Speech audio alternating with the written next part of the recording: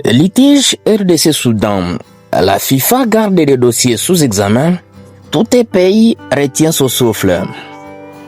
Vous êtes sur Celebrity TV Sport, votre source privilégiée pour les actualités sportives en République démocratique du Congo. Vous disons bonjour.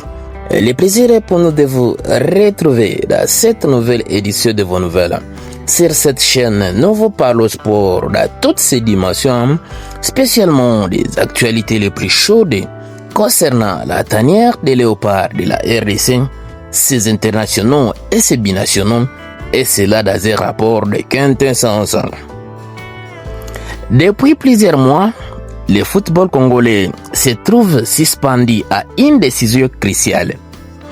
Lors de la rencontre des éliminatoires de la Coupe du Monde 2026, disputée à Libye, la RDC s'était inclinée 0-1 face au Soudan. Mais ce revers sportif avait immédiatement laissé place à une polémique administrative. La sélection soudanaise aurait aligné le joueur Youssef Ali, d'origine finlandaise, dans des conditions jugées irrégulières. Concrètement, les milieux offensifs possèdent des attaches avec le Soudan, mais c'est grâce à un passeport finlandais qu'il aurait obtenu l'autorisation de jouer. Une situation qui, selon la Fédération congolaise de football association, constitue une violation des règles strictes d'éligibilité imposées par la FIFA. Dans la foulée, la FECOFA avait déposé un recours officiel espérant inverser le sort du match sur tapis vert. Depuis, silence radio, jusqu'à ce que de nouvelles informations changent la donne.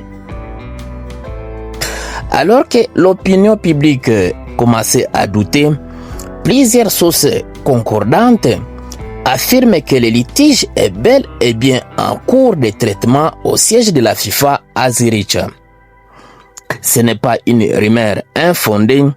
Les informations qui circulent font état des dossiers ouverts et toujours actifs, preuve que la plainte congolaise n'a pas été balayée des revers des mains.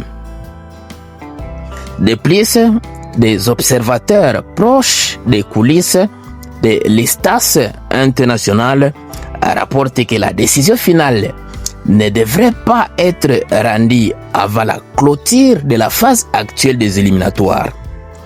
La raison, éviter de créer un déséquilibre immédiat dans les classements du groupe B qui reste extrêmement disputé. Pour beaucoup, cette confirmation alimente désormais l'espoir que les léopards ne se sont pas battus en vain dans les bureaux, même si la victoire n'a pas encore été acquise sur le terrain administratif. Pourquoi la FIFA prend autant de temps?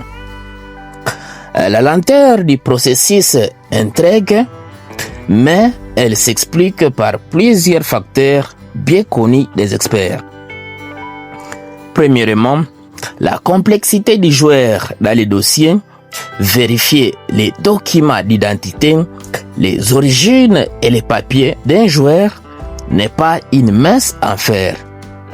Dans ce cas précis, il faut recouper les données avec la Finlande et son pays d'origine, le Soudan, pays demandeur, et la FIFA elle-même. Une enquête méticuleuse est obligatoire. Deuxièmement, l'équité sportive. Modifier le classement des groupes à plein milieu de la compétition pourrait provoquer une cascade de contestations. La FIFA préfère donc attendre la fin de la phase pour trancher afin d'éviter un effet domino sur d'autres équipes qui suivraient de près ces précédents. Troisièmement, les procédures internes de la FIFA.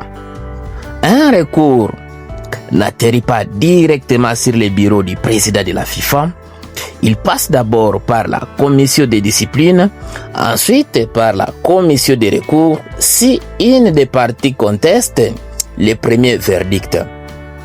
Ces étapes rallongent systématiquement les processus. Quatrièmement, la sensibilité du dossier. Le football africain est souvent scruté pour des affaires administratives. Une décision trop rapide, perçue comme biaisée, pourrait déclencher des polémiques internationales. La FIFA cherche donc à agir avec une extrême prudence. Les conséquences sportives potentielles.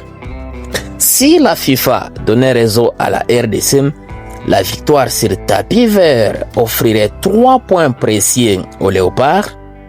Un tel scénario pourrait bouleverser les classements du groupe B, où chaque point compte dans la course à freiner vers la Coupe du Monde 2026. Pour la RDC, c'est bien plus qu'un simple litige administratif, c'est l'opportunité de rester dans la course à une qualification historique. Les joueurs, les staffs techniques et les millions de supporters savent qu'une telle décision pourrait relancer l'espoir d'un rêve mondialiste. À l'inverse, si la FIFA venait à rejeter les recours, les Léopards devraient composer uniquement avec leurs résultats sur le terrain, sans possibilité de récupérer ces matchs perdus dans les coulisses. L'expérience montre que la FIFA ne rend jamais ce type de décision à la légère. Dans le précédent litige similaire, elle a parfois surpris en donnant raison à des équipes qui semblaient condamnées, mais aussi en confirmant les résultats du terrain lorsque les preuves manquaient. Pour la RDC, deux certitudes demeurent. Le dossier est bel et bien entre les mains de la FIFA. Le verdict tombera tôt ou tard et il sera définitif.